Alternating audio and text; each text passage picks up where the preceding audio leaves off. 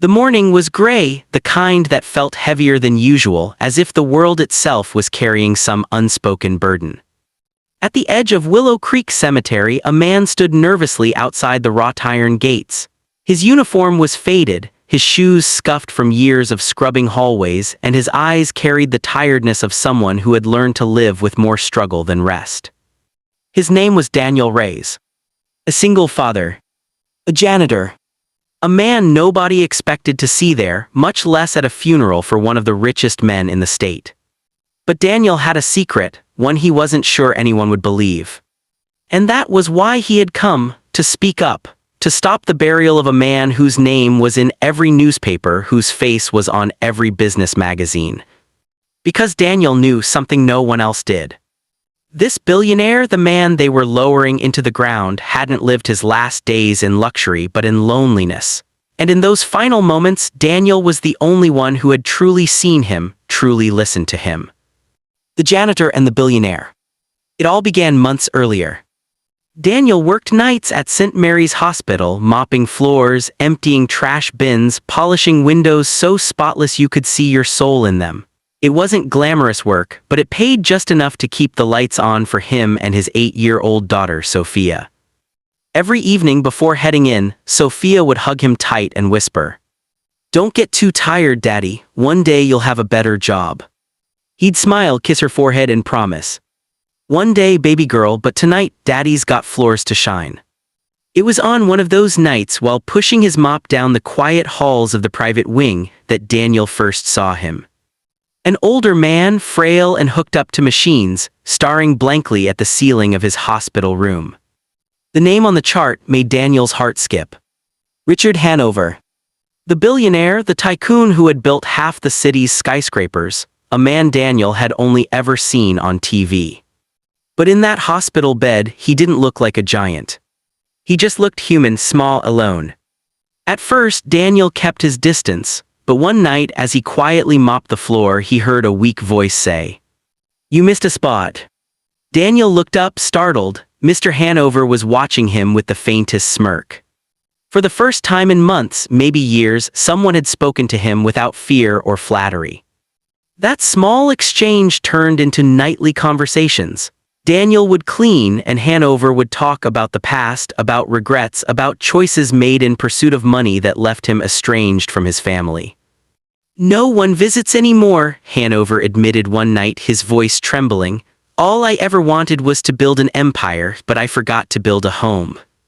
Daniel hesitated, then said softly, "I don't have much, sir, but I've got my daughter. She's my whole world. Maybe that's the real empire." For a long time, Hanover didn't reply, but his eyes glistened in the dim hospital light. The gift of listening.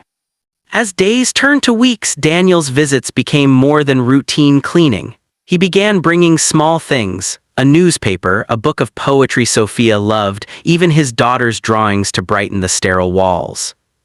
Hanover would study the childish crayon sketches of rainbows and stick-figure families as if they were priceless art. "Your little girl," Hanover whispered once, "she draws what I never had, a father who stayed." Daniel didn't know what to say, but he stayed, night after night, listening, talking, offering something no fortune could buy, human presence. And then, one evening, Hanover gripped Daniel's hand with surprising strength.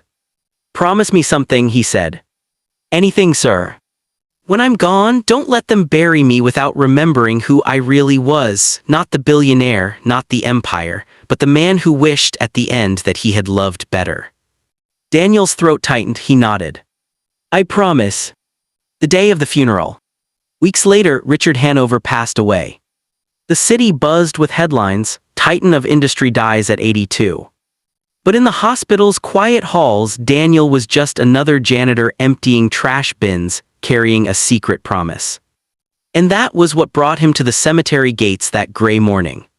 The funeral was a spectacle, rows of black cars, crowds of suited executives, cameras flashing, speeches filled with polished words about power, wealth, and legacy. But Daniel's heart pounded. None of it was true, none of it was what Hanover wanted remembered. So when the priest raised his hand to bless the casket, Daniel did something unthinkable. He stepped forward. "Wait." Gasps filled the air, all eyes turned to the janitor in a faded uniform. "I'm sorry," Daniel said, his voice shaking, "but you can't bury him, not like this." Security began to move toward him, but Daniel raised his hand desperately. "Please, just listen. I knew Richard Hanover, not the billionaire, not the empire builder. I knew the man who lay awake at night regretting the family he lost. The man who told me he wished more than anything that he had loved better." Murmurs rippled through the crowd. Daniel continued, tears brimming in his eyes. "I promised him I'd tell the truth. He didn't want to be remembered for his money. He wanted to be remembered as someone who finally understood, too late, that love matters more than wealth. That's what he told me, and I couldn't let him be buried without those words being spoken." The cemetery fell silent. The executives shifted uncomfortably, and then, to everyone's shock, a woman in black rose from the front row. It was Hanover's estranged daughter. She hadn't spoken to him in over 20 years. With trembling hands, she whispered, He said that." Daniel nodded. And just like that, the wall of bitterness she carried for decades began to crack. The funeral changed course. Instead of speeches about business empires, people began sharing stories, fragile human memories of Hanover not as a billionaire, but as a flawed man who had finally sought redemption in his last days.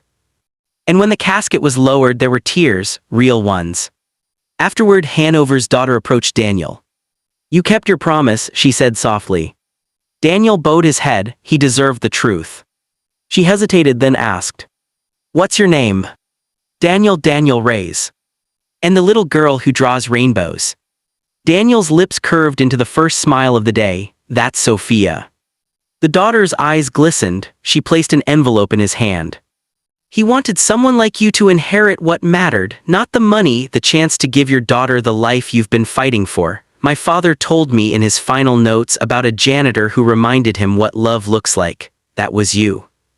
Inside the envelope was a scholarship fund in Sophia's name, enough to secure her education and future. That night, Daniel sat with Sophia at their tiny kitchen table. She was coloring another rainbow, her feet swinging above the floor. "Daddy," she asked, "why are you crying?" Daniel pulled her into his arms and whispered, "Because today, baby girl, we learned something important. Riches aren't about money, riches are about love, and that's what we'll always have." And in the glow of that small kitchen, with crayons scattered and hope reborn, Daniel realized something. He hadn't just kept a promise to a dying man. He had helped rewrite the story of a billionaire's life. And in doing so, he had changed the future of his own. Sometimes the greatest legacies are not built in boardrooms or written in headlines. They're carried in promises kept, in kindness given, in love passed down from one heart to another. Because at the end of our days, what truly matters isn't what we built with our hands, but what we shared with our hearts.